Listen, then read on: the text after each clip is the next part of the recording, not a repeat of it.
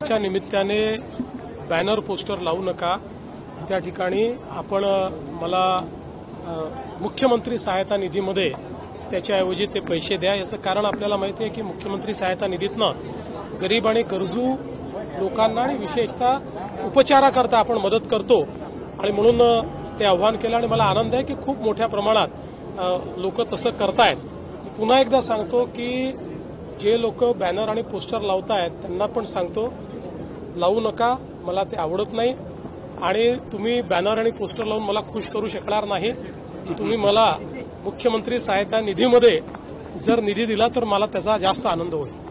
माझा निश्चितपणे माझा त्या संदर्भात जायचा माझा विचार आहे आणि शेवटी काय की वाढदिवस हा कुठल्याही दुसऱ्या दिवसासारखा असतो, तो काही वेगळा थोडी असतो। आपल्या सगळ्यांकरताच हा निर्णय अतिशय शॉकिंग अशा प्रकारचा निर्णय आहे।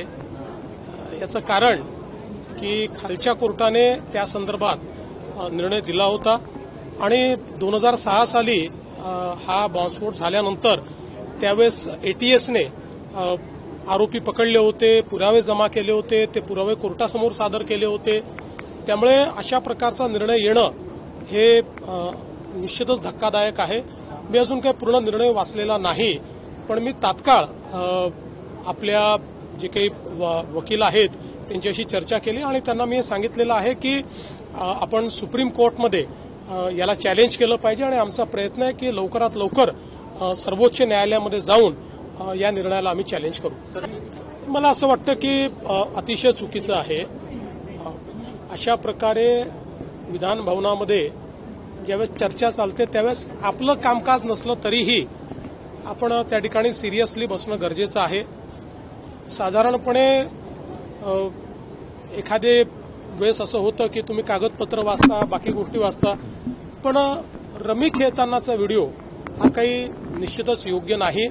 अर्थात त्यांनी त्या ठिकाणी खुलासा देखील दिलेला आहे की मी काही रमी खेळत नव्हतो, अचानक ती पॉपअप झाली, पण ते जरी त्यांनी सांगितलेलं असलं तरी एकूण जे काही घडलेलं आहे ते काही आम्हाला भूषणावं नाही। मला असं वाटतं एका निर्णयाने असा संदेश वगैरे जाण्याचं काही कारण नाही आहे। शेवटी भारतामध्ये एक फ्री अँड फेअर ट्रायल होते, त्याच्यामध्ये न्यायाधीश आपला निर्णय देत असतात। आता आपण उलटा विचार केला तर अनेक मोठ्या लोकांना, मोठ्या म्हणजे ते मोठे नाही आहेत, नालायक आहेत, पण अशा नालायक लोकांना मोठं त्या ठिकाणी आतंकवादी घटना ज्या लोकांनी केल्या त्यांना फाशीची शिक्षा देखील आपल्या न्यायालयाने दिलेली आहे। त्यामुळे असं काही समजायचं कारण नाहीये। आपल्या परिसरातील बातम्या आमच्यापर्यंत पोहोचवण्यासाठी स्क्रीनवर दिलेल्या क्रमांकावर संपर्क साधू शकता। दूरध्वनी क्रमांक 8652414343।